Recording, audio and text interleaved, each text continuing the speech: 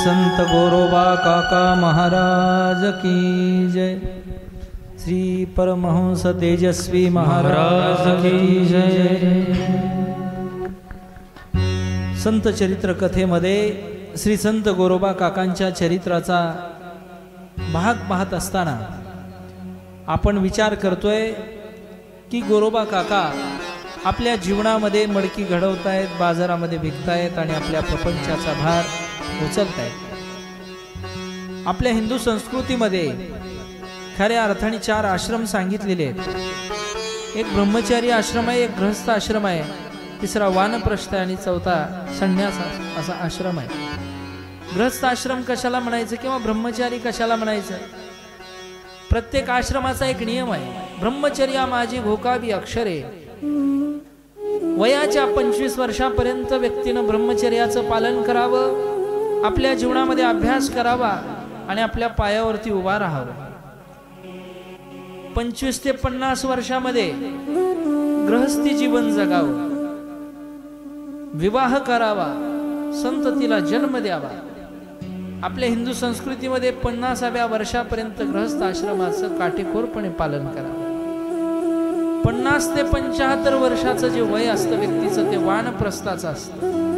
वानप्रस्थ म्हणायचं कशाला की जीवनामध्ये घरामध्ये राहून सुद्धा जसं काय आपण वनामध्ये आहोत अशी त्याची अवस्था असली पाहिजे। सारखं पोरांच्या कामामध्ये सारखं बारीक लक्ष न देता आपल्या कुटुंबाची जबाबदारी आपल्या मुलांवरती दिली पाहिजे। आपल्या घरचा कारभार त्यांच्यावरती सोपवला पाहिजे। तुलसी रामायणामध्ये असा विचार आहे, एक दिवस राजे दशरथ आरशाच्या समोर बसलेले असताना त्यांनी पाहिलं की कानाजवळचा एक केस पांढरा झालेला आहे आणि डोक्यावरचा मुकुट तिरपा झालेला आहे।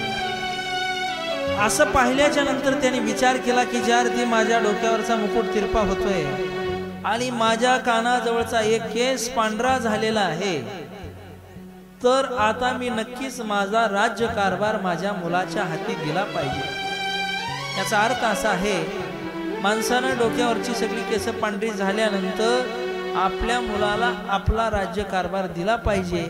पण एकच काय, सगळी केस जरी लोकांच्या डोक्याची पांढरी झाली तरी कारभार आपल्याच हाती राहावा असं माणसाला वाटत असतं। याच्या पुढे सांगू का, काही लोकांच्या डोक्याला तर केसच राहिले नाही तरी सुद्धा घरचे कारभारी हेच आहेत। म्हणून करता असा वानप्रस्थ जीवन आश्रम आहे की घरामध्ये राहून सुद्धा वनामध्ये राहिल्याची अनुभूती त्याला आली पाहिजे। त्यानं त्याच्या जीवनामध्ये ज्ञानेश्वरी गाथा, चरित्र चिंतन, संत चरित्र चिंतन, रामायण, भागवत याचं चिंतन त्याने केलं पाहिजे। याला वानप्रस्थ म्हणा। गृहस्थ आश्रमाचे काही नियम आहेत, काय नियम पाळले पाहिजे? एखादा याचक दारामध्ये येतो, त्याला दान करा। अन्नाचं दान असेल, द्रव्यदान असेल, वस्त्रदान असेल। गृहस्थ आश्रमावरती बाकीचे सगळे असणारे आश्रम अवलंबून आहे। चौथा शेवटचा आहे तो म्हणजे संन्यास आश्रम। वयाच्या 75 पासून ते 100 पर्यंत संन्यास आश्रम। माऊली ज्ञानेश्वर महाराज म्हणतायत, मी माझी आईशी आठवण विसरले जयाचे अंतकरण, पार्था तो संन्यासी जाण निरंतर। पार्था म्हणजे अर्जुना, संन्यासी त्याला म्हणून घेण्याचा अधिकार आहे मी आणि माझेपणाची असणारी आठवण जो विसरून गेलेला आहे। खऱ्या अर्थाने असं जीवन 75च्या पुढे व्यक्तीनं जगलं पाहिजे। पण व्यवहारातला अजून एक असा एक नियम आहे की जसे जसे म्हातारपण जवळ येतं किंवा वयोवृद्धता येते, म्हातारपण येतं की माणसाची संसारातल्या वस्तूवरची आसक्ती वाढत जाते असं म्हणतात। आता म्हाताऱ्या माणसाला माहित असेल, म्हाताऱ्या माणसाला काही नवं जुनं खावं असं वाटतं। खावं वाटतं का नाही? नवं जुनं काहीतरी त्या वस्तूवरती ममत्व जातं, ही वस्तू आपल्याला असावी। एक सांगू का तुम्हाला, जीवनामध्ये त्याग असावा।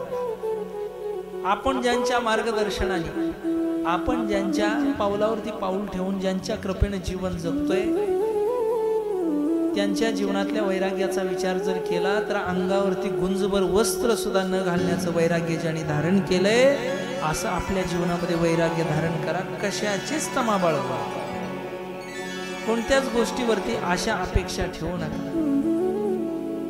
म्हाताऱ्याचा जाण्याचा काल जवळ आला. म्हातारा असं क्वाटवरती, बाजेवरती, पलंगावरती पडलं होतं, जे शब्द तुमच्याकडे असेल. आणि म्हाताऱ्याची वाचा बंद झाली, बुड्ड्याची तोंडातली वाचा गेली, बोलणं बंद झालं.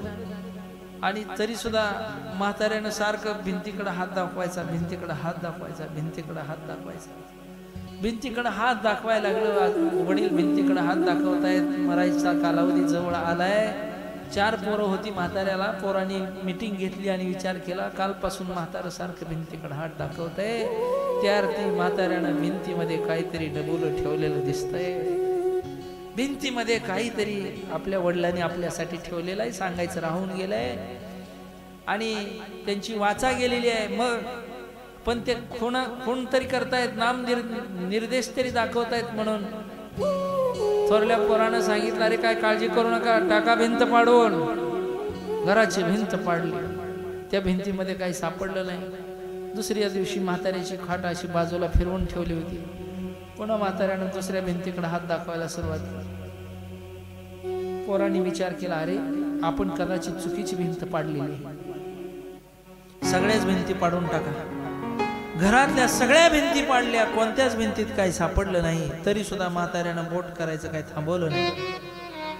पोरांनी सगळं घर उकरून काढलं. शेतामध्ये काही खानाखुणात असतील ठराविक, तिथं उकरून पाहिलं, पण काही सापडलं नाही. पोरांना वाटलं म्हातारा अजूनही आता घराचा सगळ्या विध्वंस केला तरी म्हातारा हात काय करायचं थांबत नाही. त्यावरती ठेवलेली वस्तू खूप महागाची आहे, खूप मोठी आहे, काय सोनं नाणं हिरे जवाहीर काय तर असतील.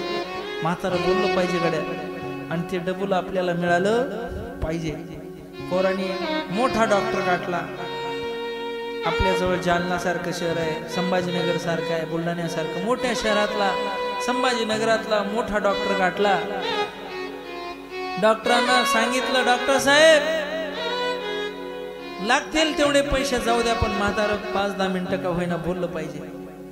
डॉक्टर साहेबांनी सांगितलं, हे बघा, एक इंजेक्शन आहे ते अमेरिकेवरून मागवावं लागतंय, त्याची किंमत 50,000 रुपये. किती? 50,000.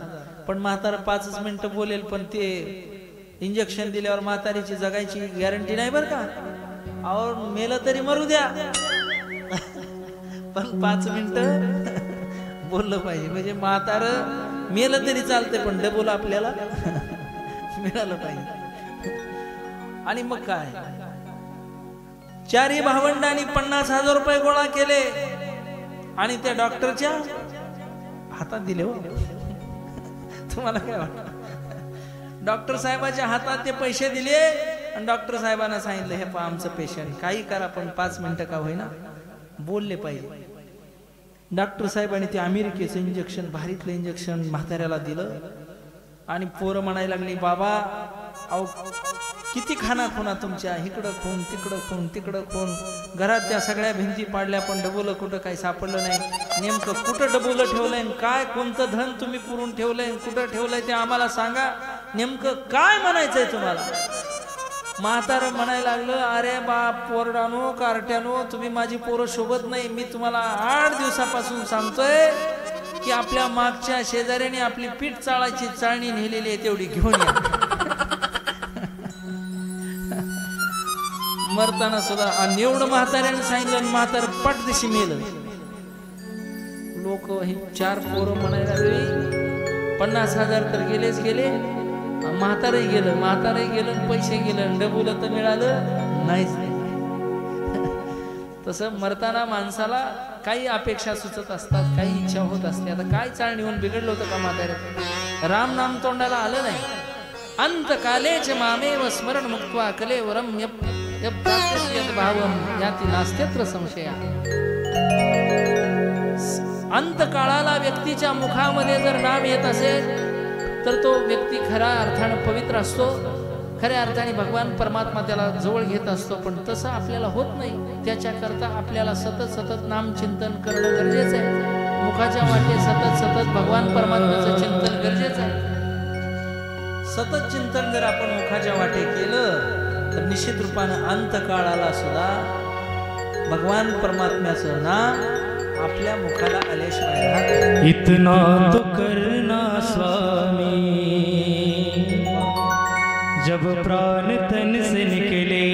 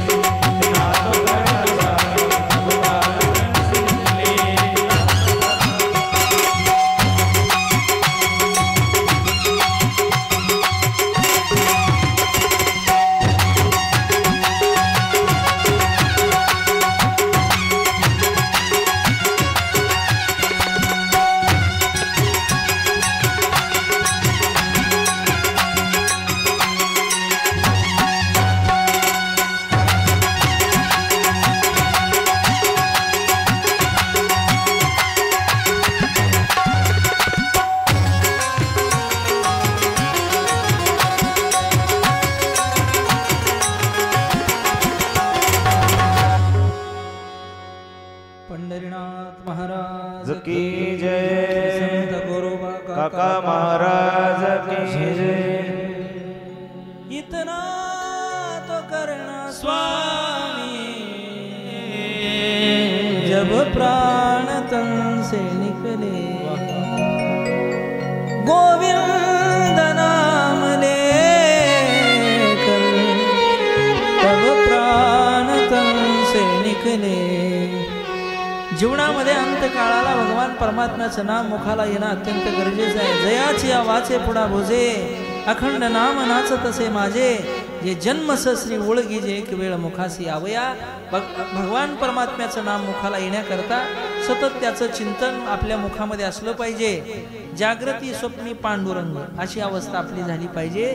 संत श्रेष्ठ गोरोबा काका आपल्या जीवनामध्ये गृहस्थी जीवन जगत असताना आणि आपलं काम करत असताना सारखं त्यांच्या मुखामध्ये नाम राम कृष्ण हरी, राम कृष्ण हरी, राम कृष्ण हरी, सारखं त्यांच्या नामाचा जप चालू। पंढरपूरला वारीला जाणं, माघारी येणं आणि आपल्या जीवनातला दिनक्रम करणं, गाडगी बनवणं आणि ती बाजारामध्ये विकणं आणि आपल्या प्रापंचिक जीवनाचा असणारा भार त्यांनी उचलला होता।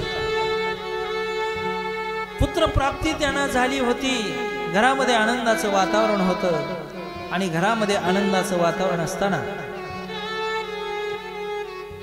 रोज पहाटे उठावं, भगवान परमात्म्याची पूजा करावी, नित्य स्नान झाल्याच्या नंतर पूजा आटोपून माती आणण्याकरता जावं, कारण मडकं बनवण्याकरता, गाडगं बनवण्याकरता माती लागते, आहे का नाही? घटाचा आधारच माती आहे. उपादान कारण सांगितलंय शास्त्राने. जसं भगवान परमात्मा या सृष्टीला उपादान कारण आहे. दोन कारण सांगितली वेदांताने, एक निमित्त कारण, एक उपादान कारण आहे का? जसं की घट जर बनवायचा असेल, म्हणजे मडकं बनवायचं असेल, तर आपल्या गावामध्ये कुंभार असावा लागतो. कुंभाराबरोबर त्याला चक्र असावं लागतं, चाक असावं लागतं. त्याचबरोबर त्याच्याजवळ गाढव सुद्धा असावं लागतं, आहे का नाही? कुंभाराला गाढव लागतं माती आणण्याकरता, आणि गाढवाला हाकण्याकरता त्याची बायको सुद्धा कुंभाराची मागं लागते. कुंभाराची बायको मागं असल्याशिवाय गाढव काय पुढे चलतच नाही. मग ते बायकोशिवाय गाढव चलत नाही, कुंभाराचं सांगायला लागलं. बायकोने पाठी मागून आज्ञा केल्याशिवाय गाढव काय चालत नाही.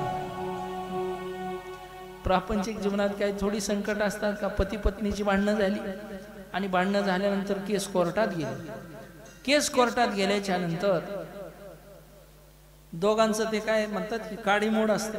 काडीमोड पर्यंत प्रकरण आलं आणि मग दोघांची तारीख होती. तारखेला ते दोघ जण कोर्टामध्ये गेले आणि गेल्याच्या नंतर ती पत्नी त्या कोर्टामध्ये जाऊन वकिलाला भेटायला गेली. वकील साहेबांनी त्या ठिकाणी तिचं म्हणणं ऐकून घेतलं.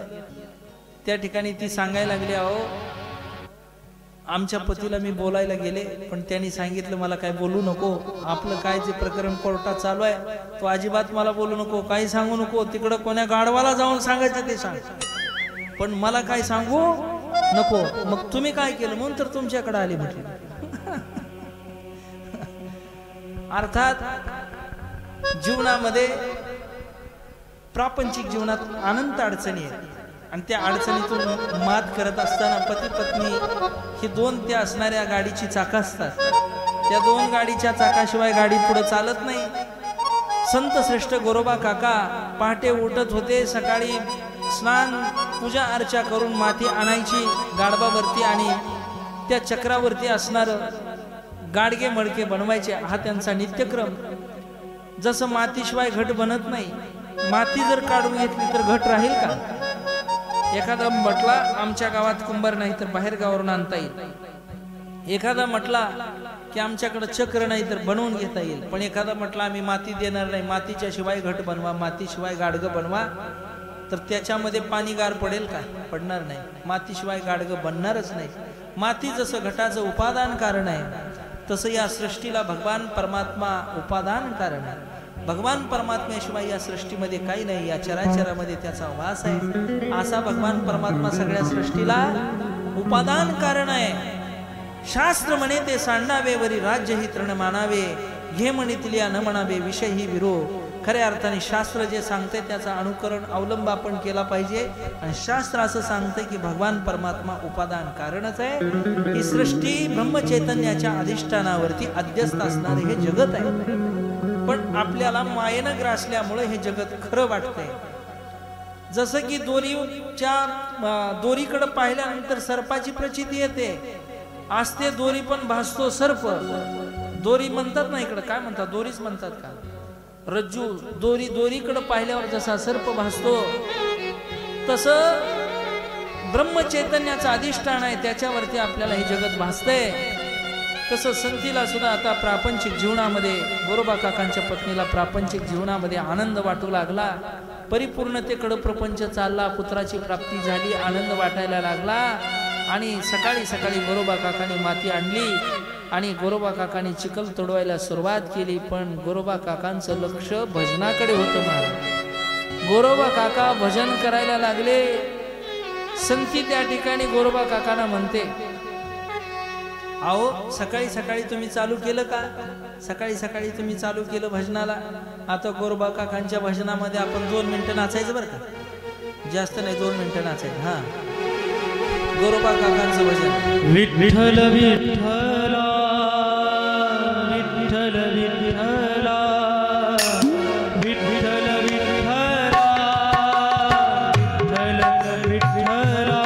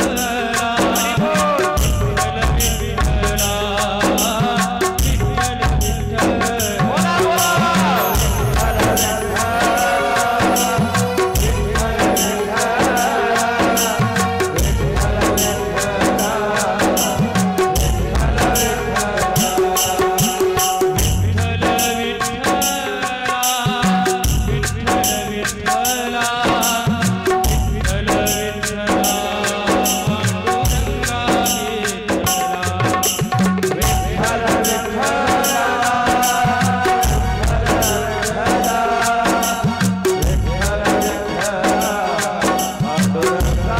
विठ्ठला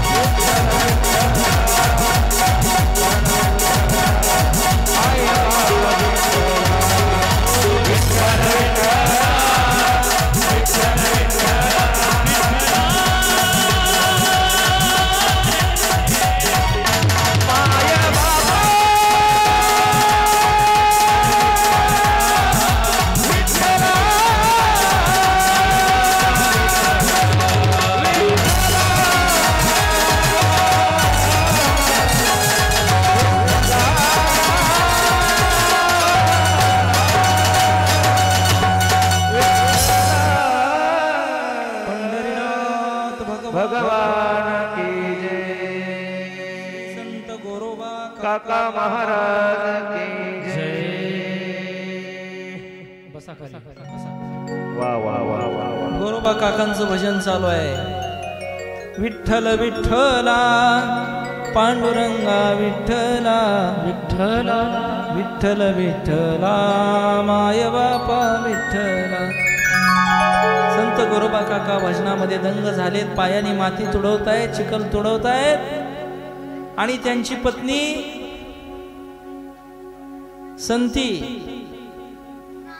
तिला पाणी आणण्याकरता जायचंय. पूर्वीच्या काळामध्ये काय घरी नळ नव्हते. पाणी आणायला जावं लागायचं, विहिरीला जावं लागायचं, नदीला जावं लागायचं, ओढ्याला जावं लागायचं. आणि मग तिनं सांगितलं का हो, हे लहान लेकरू इथं अंगणामध्ये खेळतंय, ह्याच्याकडे थोडंसं लक्ष द्या. ह्याच्याकडे तुमचं घरी लक्षच नाही, तुमचं लक्ष सगळं भजनातच आहे. अहो कुठंतरी प्रपंचामध्ये थोडंसं लक्ष द्यावं लागतं. प्रपंच व्यवस्थित केला तर परमार्थाला थोडीशी मदत होईल. घरामध्ये स्त्री जी असते का नाही ती प्रापंचिक असते. पुरुष तरी एखाद्या वेळा कुठं खर्च केला काय केला हिशोबाचा काही मेळ नसतो. पण स्त्रियांकडे सगळा हिशोब चोख असतो. मग 2 साड्या का घेणं होईना पण हिशोबात. म्हणून संतीनं सांगितलं काकांना, संत गोरोबा काकांना सगळे काकाच म्हणायचे. कारण सगळ्या संतांमध्ये ज्येष्ठ होते आणि सगळ्यांनी त्यांना काका अशी उपाधी दिली. काका काका सगळे काकाच म्हणत. आणि त्या ठिकाणी संती आपल्या नवऱ्याला म्हणायला लागले, अहो मी पाणी आणण्याकरता निघालेले, जरा या लेकरावरती काय करा, लक्ष ठेवा. हे अंगणामध्ये खेळतंय बागडतंय, मी जरा पाणी घेऊन येते, याच्याकडे लक्ष ठेवा. गोरोबा काकानी सगळंच्या सगळं चित्त त्या ठिकाणी त्यांचं त्या भगवान परमात्म्याच्या नावावरतीच. आणि मग भगवान परमात्म्याच्या नावावरती चित्त असल्या कारणामुळं त्यांचं त्या ठिकाणी लक्षच नाही. आपली पत्नी काय सांगते, आपला मुलगा कुठं आहे, काय चाललंय काय नाही, कशाचं देहभान. भगवान परमात्म्याच्या नामामध्ये जो साधक एखादा भक्त ज्यावेळा नामस्मरण करत असतो का नाही, त्याचं सगळंच्या सगळं चित्त त्या ठिकाणी भगवान परमात्म्यावरती असतं. भक्तात आपण जर हरिपाठ करायला बसलो, सुंदर ते ध्यान उभे बी ठेवली करकटावरी ठेवून या, सकाळी सकाळी बायको चहा घेऊन आली की तुका म्हणे माझे हेची सर्व चुक. आपला परमार्थाचा काही मेळच नाही. संत श्रेष्ठ गोरोबा काका आणि सगळंच्या सगळं चित्त आपलं नामावरती देत आहेत, भगवान परमात्म्यावरती ठेवतायत आणि त्या नामस्मरणामध्ये तल्लीन होत आहेत. विठ्ठला माय बापा विठ्ठला विठ्ठला विठ्ठला विठ्ठला. राम कृष्ण हरी राम कृष्ण हरी राम कृष्ण हरी नामाचा सतत टाहो फोडलेला आहे. आणि काकांना काय सुदबुदच नाही. भजनामध्ये तल्लीन झालेले आहेत काका. पायानं चिखल तोडवतायत. आपल्या बायकोनं काय सांगितलं याचंही भान नाही, आपला मुलगा कुठं आहे याचं भान नाही, आपल्या संसाराचं भान नाही. फक्त ध्येय एकच, पांडुरंगाशी एकरूप होणं. खऱ्या भक्ताचं तेच ध्येय असतं महाराज, देवाशी एकरूप होणं. तो बाकी कशाचाच विचार करत नाही. हा बस देवाचं दर्शन होतंय ना, भगवान परमात्मा प्राप्त होतोय ना, काही देणं घेणं नाही, जगाशी काही देणं घेणं. आणि काकांचं जीवन तन्मयतेकडे चाललं होतं. भगवान परमात्म्याशी एकरूप होऊ लागलेले काका, पत्नी पाणी आणण्याकरता तिनं हंडा उचलला, घागरी उचलली. घागर माहिती ना तुम्हाला, घागरच म्हणतात ना, हंडा घागर. आणि मग ती उचलून पाणी आणण्याकरता नदीवरती गेली. काका इकडं भजनामध्ये तल्लीन आहेत. राम कृष्ण हरी राम कृष्ण हरी विठ्ठला विठ्ठला विठ्ठला. हातामध्ये चिपळ्या आहेत, कंबर बांधलेली आहे आणि पायाने चिखल तोडवणं चालू आहे. चिखलाने पाय भरलेले आहेत. ते अंगणामध्ये खेळणारं लहान मूल, त्या लहान मुलाला काही कळतंय. आपली आई त्यानं पाहिली इकडे इकडं, आपली आई कुठंच दिसेनाशी झाली. एखाद्या लेकराला ज्यावेळा आपली आई दिसत नाही त्यावेळा ते कासावीस होतं. आणि मग आईच्या व्यतिरिक्त घरामध्ये कोण, तर बाबा असतात. त्या बाबाकडे त्यानं पाहिलं, आपल्या वडिलांकडे काकाकडे पाहिलं. आणि ते बापाच्या दिशेनं रांगायला त्यानं काय केली सुरुवात केली. काकाला त्याची सुदबुद नाही. गोरोबा काका त्या चिखलामध्ये नाच नाच नाचतायत, चिखल तुडवतायत, पायानं माती तुडवतायत, चिखल तुडवतायत पाण्यानं, आणि त्या चिखलानं पाण्यानं चिखलानं पाय सगळे घाण झालेले. चिखलामध्ये नाच नाच ताचतायत, थै थै थै थै त्यांचं भजन चालू आहे. नामसंकीर्तनामध्ये नाचणं त्यांचं चालू आहे. ते लहान लेकरू, त्याला काय कळतंय लहान लेकरांना, आणि ते रांगत रांगत रांगत रांगत रांगत आपल्या बापाजवळ आलं आणि आपल्या बापाच्या पायाला बिलगण्याकरता गेलं. पण पायाला बिलगत असताना ते लेकरू गोरोबा काकांच्या पायाखाली आलं. काकांनी त्याला चिखलामध्ये तुडवलं. मासाचा गोळा रक्ताने लाल झाला. पायाखाली तुडवला जाणारा चिखल बघता बघता बघता बघता लाल. लेकरू ओरडत होतं, किंचाळत होतं, आई आई म्हणून ओरडत होतं, बाबा म्हणून ओरडत होतं. पण काकाला त्याचं भान नाही, कारण काका हरिभक्तीमध्ये तल्लीन झालेले. विठ्ठला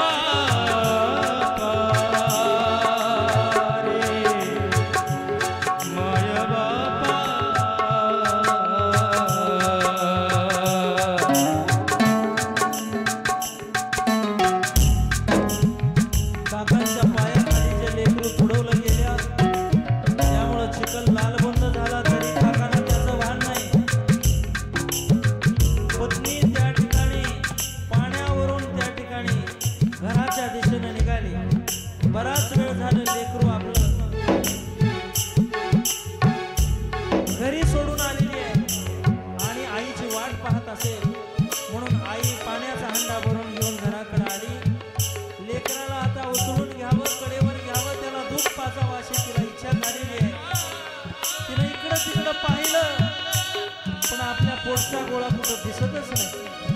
बाळाला हाक मारली, हे बाळा, हे सोन्या, हे राजा, कुठे कुठे गेला? गेला माझा बाळा रे बाळा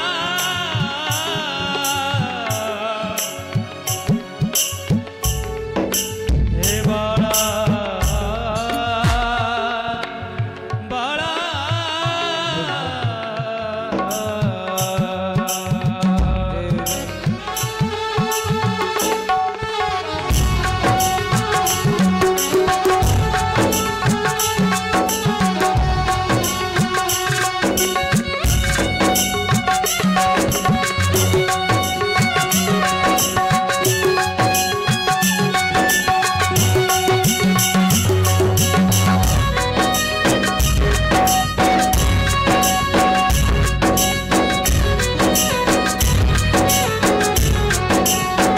आई पाण्याचा हंडा घेऊन येते, लेकराला हाक मारते, लेकरू कुठंच दिसत नाही.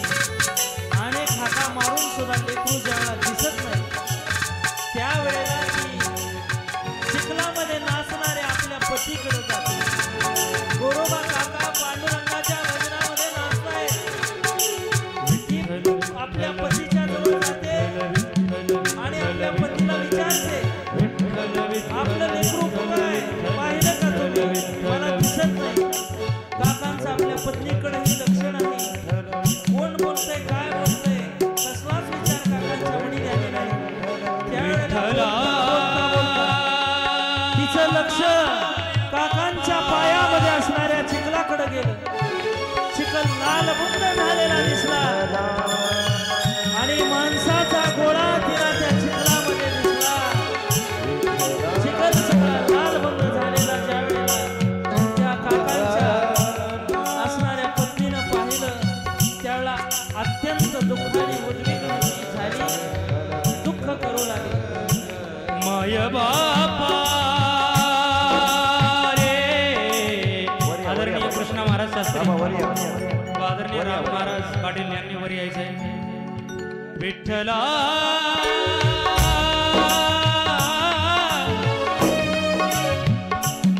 विठ्ठला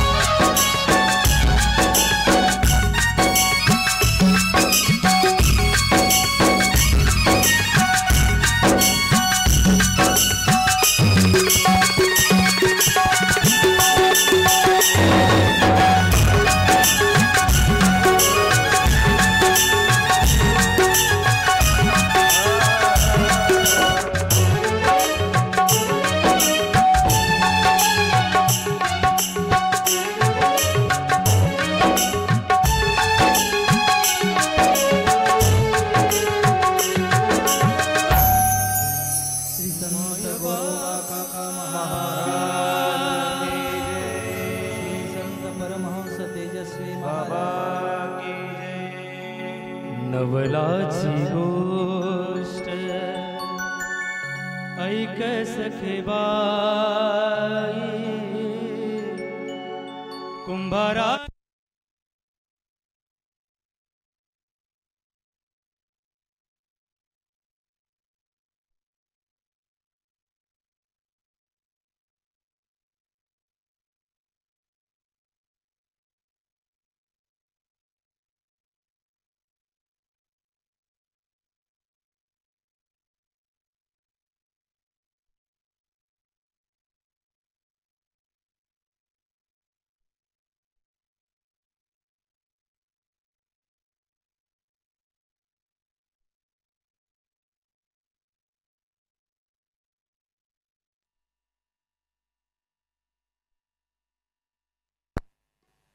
पंढरीनाथ भगवान की जय.